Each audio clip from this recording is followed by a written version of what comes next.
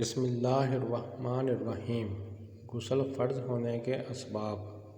Number 1، مرد یا عورت کی منی کا اپنی جگہ سے نکل جانے پر غسل واجب ہو جاتا ہے۔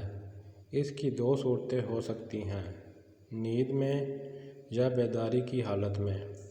اگر بیداری کی حالت میں منی نکلے تو لذت اور شہوت کے ساتھ نکلنا شرط ہے، چنانچہ اگر بغیر لذت کے منی خارج ہو تو اس سے غسل واجب نہیں ہوتا، جیسے کہ بیماری کی وجہ سے بعض اوقات منی خارج ہو جاتی ہے۔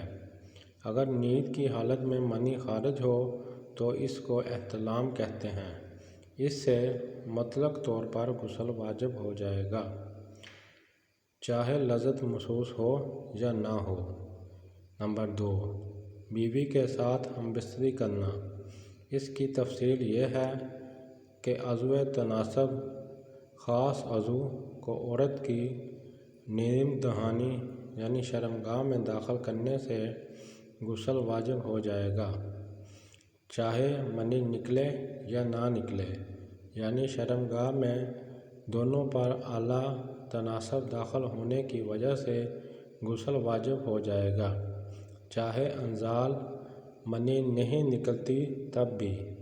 نمبر 3، عورت کا حیض و نفاست کے خون سے پاک ہونے پر غسل کرنا فرض ہو جاتا ہے۔ نمبر 4، موت کی وجہ سے بھی میت کو غسل دینا واجب ہو جاتا ہے، ماسوائے معرکے میں شہید ہونے والے شخص کے، اسے غسل نہیں